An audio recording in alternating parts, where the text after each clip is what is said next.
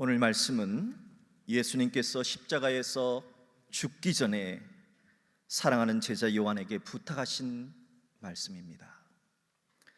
과연 예수님은 십자가상에서 어떤 부탁을 하셨을까요? 저는 오늘 어버이 주일을 맞이해서 예수님께서 사랑하는 제자 요한에게 하신 부탁을 살펴보면서 여러분과 함께 은혜를 나누고자 합니다. 예수님이 십자가에서 제자 요한에게 부탁하신 말씀은 어머니를 부탁한다 하는 말씀이었습니다. 당시 예수님은 십자가에서 죽어가고 있었습니다. 죽어가고 있는 예수님을 지켜보는 어머니 마리아는 정말 마음고생을 많이 하신 분입니다. 예수님을 잉태했을 때부터 천사 가브리엘이 이 아이는 하나님의 아들이다 말씀하셨지만은 처녀가 아이를 잉태했으니 마음고생이 이만저만이 아니었을 겁니다. 또한 예수님의 어머니 마리아는 몸고생도 많이 했습니다. 왜냐하면 마리아의 남편 된 요셉이 일찍 죽었기 때문입니다.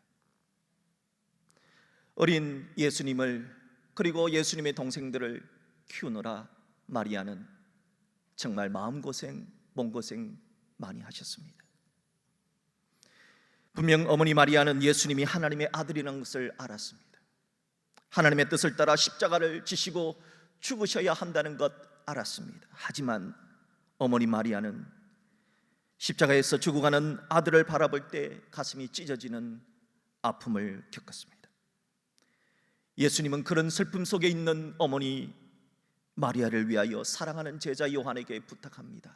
보라, 내 어머니라. 어머니 부탁한다. 내 어머니 부탁한다 하셨습니다. 성경에는 오늘 본문과 같은 애틋한 부탁을 상상해 볼 수 있는 그런 장면이 몇 곳 등장합니다. 먼저 구약성경 룻기를 보면은 시어머니 나오미를 부탁했던 이 룻의 남편의 마지막 부탁을 상상해 볼 수가 있습니다. 우리가 잘 알듯이 룻은 이방 여인으로서 예수님의 족보에 오를 만큼 대단한 믿음의 여인입니다. 이 룻은 흉년을 피해서 이스라엘 땅에서 모압 땅으로 이민을 왔던 이스라엘의 엘리멜렉과 나오미의 아들에게 시집을 갔습니다. 그런데 시집간 지 얼마 안 되어서 시아버지가 돌아가신 겁니다. 또 시아버지 돌아가신 다음에 얼마 지나지 않아 룻의 남편까지 죽은 겁니다. 저는 이런 생각을 해봤습니다. 흉년을 피해서 이방 땅 모압까지 왔던 룻의 남편은 이 세상을 떠나갈 때 과연 자신의 사랑하는 아내 룻에게 어떤 부탁을 했을까요? 내 어머니를 부탁하네. 사랑하는 아내에게 내 어머니를 부탁해 라고 하는 말씀을 하지 않을까 생각합니다. 또한 구약성경 에스더서를 보게 되면 사랑하는 딸 에스더를 부탁하는 에스더의 부모님의 애틋한 생각을 할 수 있는 부분이 나옵니다. 에스더 2장 7절의 말씀을 보십시오. 그의 삼촌의 딸 하닷사 곧 에스더는 부모가 없었으나 에스더는 부모가 일찍 돌아갔습니다. 그러나 용모가 곱고 아리따운 처녀라. 부모가 일찍 돌아갔는데 바벨론의 포로로 끌려가서 나라는 페르시아 제국으로 바뀌었는데 그런 에스더가 어떻게 부모 없이 정말 아리따게 곱게 자랐을까요? 그 이유가 나옵니다. 그의 부모가 죽은 후에 모르드게가 자기 딸같이 양육하였기 때문입니다. 저는 에스더의 부모님을 생각합니다. 정말 눈에 넣어도 아프지 않을 친딸 에스더, 그 어린 에스더를 두고 먼저 세상을 떠나야 했던 에스더의 부모님이 이 세상을 떠나시기 전에 모르드게를 부릅니다. 그리고 부탁합니다. 내 딸 에스더를 부탁해. 소설 중에 엄마를 부탁해라고 하는 유명한 소설이 있습니다. 5월만 되면은 정말 많은 뮤지컬로도 알려졌던 유명한 소설이지요. 이 신경숙 씨의 소설 엄마를 부탁해라고 하는 이 소설은 제목 그대로입니다. 엄마를 부탁한다는 겁니다. 자녀를 위해서 헌신하신 엄마를 하나님께 부탁하고, 그리고 아직 이 시대에 어머니를 모시고 있는 수많은 자녀들에게 부탁한다는 내용입니다. 이 소설의 시작은 엄마를 잃어버린 지 일주일째다 하는 말로 시작됩니다. 치매에 걸린 나이 많은 엄마, 그리고 아버지와 함께 아들이 서울에서 집을 샀대요. 그래서 그 아들 보려고 서울로 올라왔는데 서울역 지하철에서 그냥 실종이 돼버린 겁니다. 엄마의 실종 소식을 들은 딸들과 아들은 잃어버린 엄마를 찾기 위해서 백방으로 온갖 방법을 다 사용합니다.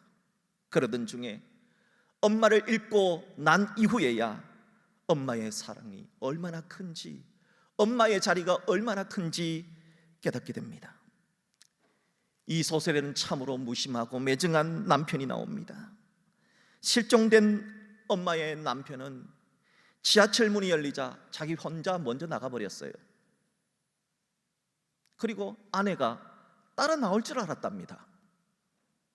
아내가 지금 치매에 걸렸는데 어떻게 따라 나옵니까? 그 아내 손 좀 잡아주면 안 됩니까?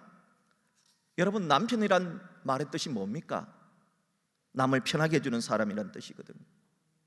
남이 편하게 해주는, 편하게 느끼는 사람이란 뜻이거든요. 다른 사람 다 편하게 해주는 남편은 왜 아내만은 결코 편하게 해주질 못할까? 이 소설에는 두 딸이 나오는데 무의식적으로 엄마를 무시합니다. 큰 딸은 소설가고 둘째 딸은 약사로서 나름 성공을 했어요. 이렇게 두 딸들은 무의식적으로 많이 배우지 못한 엄마라고, 엄마가 뭘 아냐고, 엄마가 알아서 뭘 하냐고, 그렇게 무시하는 듯한 말을 무의식적으로 하게 됩니다. 또한 이 소설에는 건설회사에 다니는 성공한 아들이 나옵니다. 그런데 치매에 걸린 어머니가 아들 보려고 서울 왔잖아요.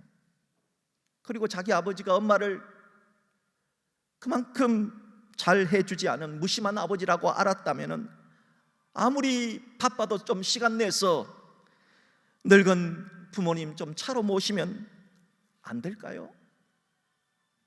이렇게 남편도 딸도 아들도 엄마를 잃고 난 다음에야 엄마의 위대한 사랑을 깨닫게 됩니다. 흔히 엄마의 사랑을 펠리칸이라고 하는 새에 비유를 합니다. 펠리칸이라고 하는 새에 대한 이런 이야기가 전해져 내려옵니다. 어미 펠리칸이 굶주린 어린 펠리칸을 해변에 놓아두고 먹이를 구하러 갑니다. 하지만 어미 펠리칸은 이곳저곳을 가봤지만 먹이를 구하지 못해요. 기근이라서. 그래서 빈 몸으로 돌아옵니다. 지쳐서 돌아오는 어미 펠리칸을 맞이하는 어리 새끼들은 엄마에게, 어미에게 먹이를 달라고 울부짖습니다. 그런데 줄 게 없어요. 이 어미 펠리칸이 줄 게 없는 이 새끼 펠리칸에게 어떤 일을 하는 줄 아십니까? 그 큰 부리로 자신의 가슴을 찢기 시작합니다. 그리고 자신의 살을 뜯어서 어린 새끼들에게 먹입니다. 어미 펠리칸처럼 치매에 걸려 실종된 엄마는 정말 아들과 딸에게 헌신하며 살아왔던 어머니였습니다. 그리고 그렇게 죽어주고 또 죽었지만 늘 입에서 했던 말은 미안하다는 말입니다. 이것밖에 못 줘서 미안하다. 줄 게 이것밖에 없어서 미안하다. 애미가 많이 못 배워서 미안하다, 미안하다라고 하는 말을 입에 달고 살았습니다. 엄마를 잃어버리기 전까지 딸들과 아들은 엄마는 그래도 되는 줄 알았습니다. 그러나 엄마를 잃어버리고 난 다음에야 깨닫습니다. 엄마는 그렇게 대하면 안 된다는 사실을. 심순덕이라고 하는 시인은 엄마는 그래도 되는 줄 알았습니다 라고 하는 유명한 시를 썼습니다. 이런 내용입니다. 엄마는 그래도 되는 줄 알았습니다. 하루 종일 밭에서 죽으라 힘들게 일해도 엄마는 그래도 되는 줄 알았습니다. 찬밥 한 덩이로 대충 부뚜막에 앉아 전심을 때워도 엄마는 그래도 되는 줄 알았습니다. 한겨울 냇물에 맨손으로 빨래를 방망이질해도 엄마는 그래도 되는 줄 알았습니다. 배부르다 생각 없다 식구들 다 먹이고 굶어도 엄마는 그래도 되는 줄 알았습니다. 발 뒤꿈치 다 해져 이불이 소리를 내도 엄마는 그래도 되는 줄 알았습니다. 손톱이 깎을 수조차 없이 닳고 문드러져도 엄마는 그래도 되는 줄 알았습니다. 아버지가 화내고 자식들이 속썩여도 전혀 끄떡없는 엄마는 그래도 되는 줄 알았습니다. 외할머니 보고 싶다, 외할머니 보고 싶다, 그것이 그냥 넋두리인 줄만 알았습니다. 그러나 바로 다음 19절이 우리의 가슴을 울립니다.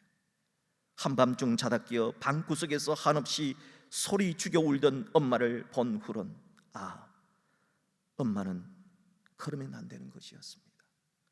그렇게 대하면 안 된다는 겁니다.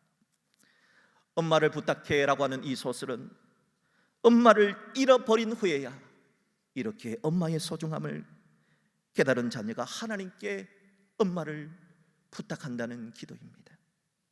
엄마가 괜찮기를 기도합니다. 아프지 않고 건강하기를 기도하는 겁니다. 그래서 엄마를 비는 간절한 마음에서 이 소설은 특별히 5월달 어버이 주일에 많이 읽혀지고 또 뮤지컬도 많이 공연이 되는 겁니다. 사랑하는 성도 여러분, 여러분들은 어떻습니까? 내가 바쁘다 하는 핑계로 우리 마음속에 엄마를 잃어버리지는 않았습니까? 여러분 마음속에 엄마가 살아있습니까? 예수님은 십자가상에서 어머니를 사랑하는 제자 요한에게 어머니를 부탁합니다. 사랑하는 제자 요한에게 부탁합니다. 부탁은 아무에게나 하지 않잖아요. 부탁은 믿을 수 있는 사람에게 하는 거잖아요. 예수님은 사랑하는 제자 요한을 믿었기 때문에 요한에게 부탁한 겁니다. 그런데 마태복음 13장의 기록을 보면 예수님에게 분명 남자 동생, 여자 동생들이 있었다 기록하고 있어요. 예수님의 고향 사람들이, 나사렛 사람들이 예수를 가리켜 이렇게 말합니다. 이는 그 목수의 아들이 아니냐. 예수님의 아버지 요셉이 목수였다는 겁니다. 그 어머니는 마리아, 어머니가 마리아였다는 겁니다. 그 형제들, 남자 동생들이 있었다는 겁니다. 야고보, 요셉, 시몬, 유다라 하지 않느냐. 예수님에게는 육신의 여자 동생들도 있었습니다. 그 누이들은 다 우리와 함께 있지 아니하냐. 예수님은 분명 어머니를 돌볼 남동생, 여동생도 있었습니다. 하지만 핏줄에게 부탁하지 않고 어머니 마리아를 사랑하는 제자 요한에게 부탁했습니다. 예수님의 부탁을 받은 제자 요한은 그때로부터 예수님의 어머니 마리아를 돌아가실 때까지 지극정성으로 모셨습니다. 성경에는 부모님과 관련된 말씀이 모두 75번 정도 등장합니다. 하나님은 부모와 관련된 이 75번의 말씀 가운데 가장 많이 말씀하신 내용이 있습니다. 그것은 내 부모를 공경하라 하는 말씀입니다. 그리고 그렇게 하면은 너희들에게 엄청난 이득을 주겠다, 엄청난 베네핏을 주겠다 약속까지 하셨습니다. 출애굽기 20장 12절입니다. 내 부모를 공경하라. 그리하면 내 하나님 여호와가 내게 준 땅에서 내 생명이 길리라 장수하게 될 것을 약속해 주셨습니다. 신명기 5장 16절의 말씀입니다.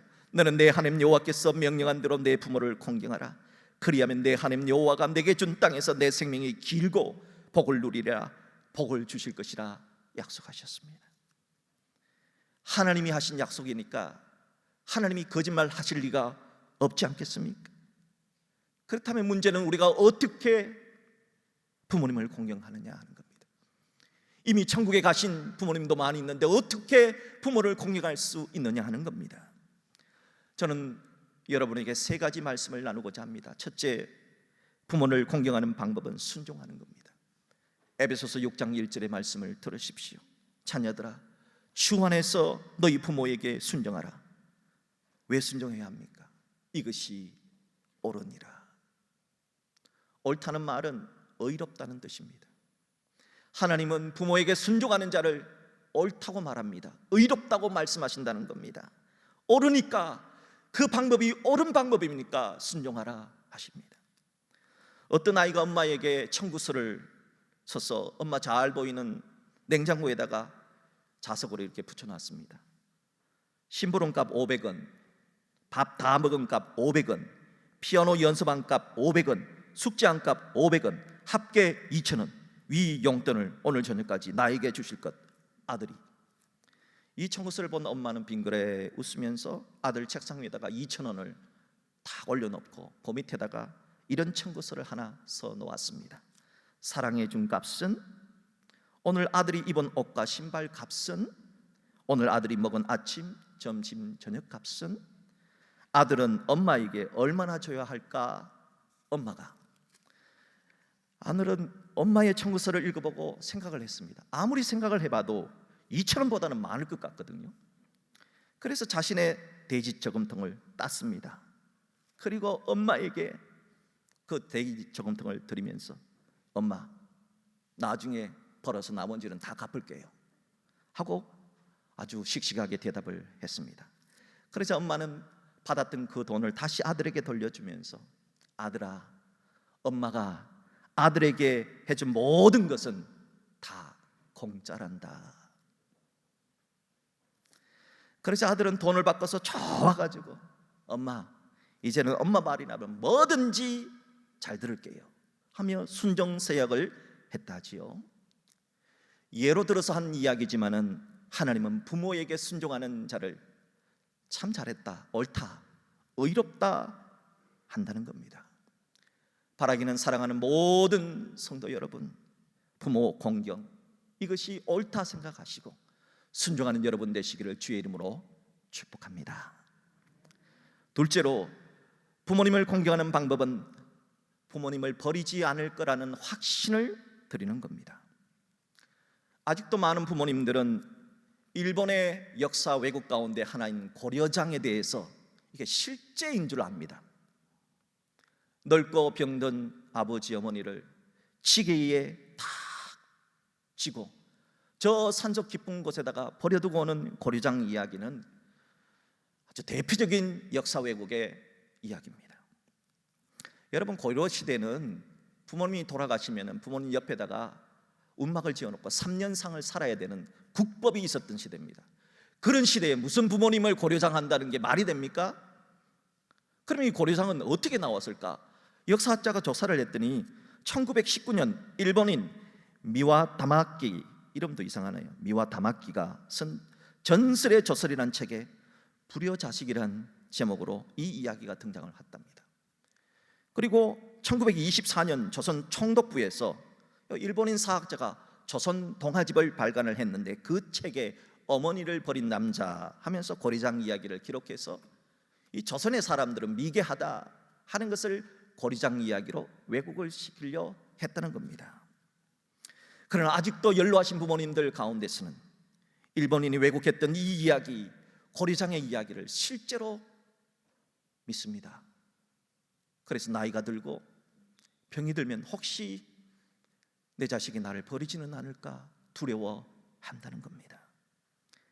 일본 식민지라는 아픈 역사가 빚어낸 우리 부모님들의 아픔이기 때문에 그런 부모님들에게 자녀들은 분명하게 아버지, 어머니, 제가 끝까지 책임지겠습니다.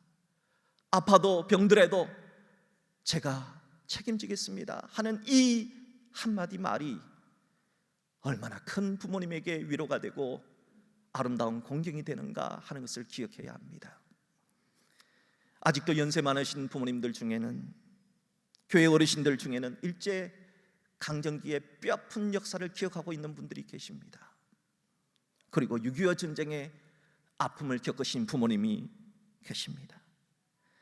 그런 부모님들에게 그 고려장 얘기는 다 틀린 얘기입니다 라고만 말하지 말고 그런 어머니들에게 제가 끝까지 모실게요, 제가 끝까지 병들어도 아파도 제가 끝까지 모실게요, 그렇게 확신을 심어주는 그런 자녀들이 진정한 부모를 공경하는 자녀가 아닐까요? 바라기는 사랑하는 여러분, 여러분의 육신의 부모님에게도 그리고 교회의 어르신들에게도 끝까지 책임져 주겠다는 그런 안정과 평화를 줄 수 있는 그런 말을 할 수 있는 우리 모두가 될 수 있기를 주님의 이름으로 축복합니다. 셋째는, 부모를 공경하는 방법은 부모님을 무시하지 않는 겁니다. 그리고 차근차근 알려드리고 대화하는 겁니다. 요즘 문화는 하루가 다르게 변화됩니다. 너무 빨라요. 그러다 보니까 어르신들이 모르는 게 많아요. 특히 코로나19로 인해서 QR 코드를 찍어야 식당을 들어가는 식당이 있거든요. 그런데 이 QR 코드 찍기 싫어서 어르신들이 식당에 안 간다는 겁니다. 왜요? QR 코드가요, 한번 찍으면은 계속해서 괜찮은 줄 알았는데 이게 한 달에 한 번씩 바뀌거든요. 그래서 매달 일이 되면 QR 코드 지난번에 분명히 했는데 없어요. 그러니까 새로 하려니까 시간이 걸리니까 뒷사람들이 욕하지요. 주인이 막 째려보지요. 그래서 물어봐요. 이거 어떻게 하냐고 물어보면 가르쳐도 몰라요, 이렇게 말하거든요. 얼마나 자존심 상합니까? 얼마나 화가 납니까? 그래서 화가 나서 식당에 안 간다는 겁니다. 여러분, 솔직히 말해서 핸드폰은 얼마나 기능이 많습니까? 여러분, 핸드폰 기능 다 쓰는 사람 어디 있습니까? 저도 다 못 씁니다. 그래서 차라리 옛날에 그거 있잖아요, 뚜껑 열고 전화만 하는 거, 이게 더 편하지 않을까? 투지폰. 그런데 투지폰은 이제 사라졌습니다. 그러니 어떡합니까? 핸드폰은 좋은데 기능도 몰라, 끌 줄도 몰라, 켤 줄도 몰라. QR 바코드는 찍어야 되는데 어떻게 하는지도 잘 몰라. 분명히 가르쳐주긴 가르쳐줬는데 자꾸 물으니까 사람을 무시해. 여러분, 이 엄마를 부탁해라는 소설 속에 나오는 두 딸이 허건달 이렇게 말합니다. 엄마가 뭘 알아? 엄마가 알아서 뭐 할 건데? 여러분, 이런 말은 부모님을 아프게 합니다. 힘들게 합니다. 여러분, 몰라도 무시하지 맙시다. 몰라도 좀 가르쳐주면 안 됩니까? 솔직히 말해서 가르쳐줘도 잘 몰라요. 몰라도 그래도 좀 가르쳐준다는 그런 신용, 그런 게 있잖아요. 이건 이렇게 한번 해보시면 좋습니다. 다 못 알아들어도 그렇게 말하는 사람에게 그래도 저 젊은이가 나를 존중해 주는구나, 그것 하나만 있어도 내가 그래도 살아가는 게 의미가 있다고 생각하지 않겠습니까? 사랑하는 성도 여러분, 어떻게 우리가 부모님을, 어르신을 공경할 수 있을까요? 어르신들 몰랐도, 또 세상 문화에 뒤처져도 무시하지 말고, 그래도 못 알아들어도 한번 알아듣게 좀 설명해 주는 그런 태도를 지닐 수 있기를 주의 이름으로 부탁을 드립니다. 우리 교회 안에도 많은 어르신들 계시잖아요. 그런 분들에게 우리 모든 성도들이 그렇게 할 수 있었으면 좋겠습니다. 예수님은 오늘 사랑하는 제자 요한에게 어머니를 부탁해 라는 말씀을 하셨습니다. 예수님은 어머니를 부탁하는 이 말씀을 통해서 핏줄을 넘어선 새로운 가족을 말씀하고 있습니다. 예수님이 자신의 핏줄 남동생, 여동생에서 부탁하는 게 아닙니다. 제자 요한은 핏줄 가족이 아닙니다. 믿음 가족이에요. 예수님을 사랑하는 믿음 가족이란 말이죠. 오늘 이 시간 우리 모두는 예수님을 사랑하는 그리스도인입니다. 예수를 사랑하는 우리들에게 오늘 우리에게 말씀하십니다. 너희들의 어머니 아버지를 부탁한다고, 이 시대의 어르신들을 부탁한다고 그렇게 말한 겁니다. 사도행전 2장 말씀을 보면 역사 속에 실제로 핏줄을 넘어선 하늘나라 가족에 대한 이야기가 실제로 있었다고 기록하고 있습니다. 사도행전 2장 44절에서 47절의 말씀을 보십시오. 믿는 사람이 다 함께 있어 어디에 있었겠습니까? 교회에 있었겠지요. 교회는 어떤 것입니까? 모든 물건을 서로 통용하고, 내 것이라 말한 사람이 없었고 우리 것이라고 말했다는 겁니다. 45절, 또 재산과 소유를 팔았습니다. 각 사람의 필요를 따라 나눠줬다는 겁니다. 자기 재산 팔았는데도 그 팔아가지고 다른 사람들의 필요를 채워줬다는 겁니다. 우리라고 하는 공동체 의식이 있었다는 겁니다. 그래서 날마다 마음을 같이하여, 여기에 마음을 같이했다는 것은 만장일치를 뜻합니다. 한마음 한뜻으로 성전에 모이기를 힘쓰고, 대그룹을 모일 때 성전에 모이기를 힘쓰고 소그룹으로 집으로 흩어질 때 떡을 떼며 기쁨과 순전한 마음으로 음식을 먹고 하나님을 찬미하며 또 온 백성에게 칭송을 받았다. 이것이 교회의 실제 역사라는 겁니다. 예수님은 우리들에게, 예수를 사랑하는 모든 신자들에게 교회에 연로하신 어르신들을 아버지처럼 어머니처럼 그렇게 모실 것을 우리에게 부탁하고 있습니다. 사랑하는 성도 여러분, 이 시간 예수님께서 보라 내 어머니라 하시며 제자 요한에게 부탁하신 말씀이 바로 우리에게 부탁하신다는 말씀을 기억해야 합니다. 그러므로 교회 안의 모든 어린이들은 우리의 아들, 딸로 여기고 교회의 모든 어르신들은 우리의 어머니, 아버지처럼 여기며 존경할 줄 알아야 하는 겁니다.